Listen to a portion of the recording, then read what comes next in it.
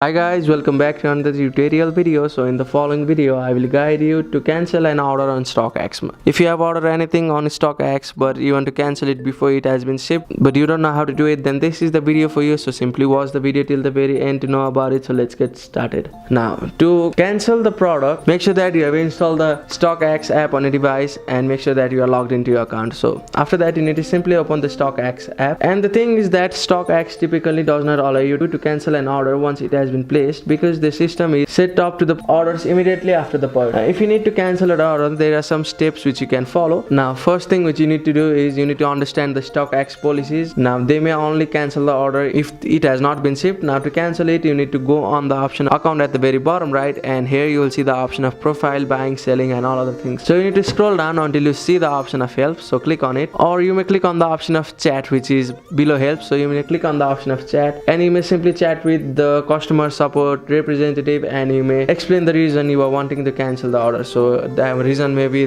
mistake in size, changed your mind, and after that you need to provide your order number for faster assistance. So by doing all of it you will be able to cancel the product on StockX. Thank you for watching the video. Please don't forget to like the video and subscribe to our channel. Thank you.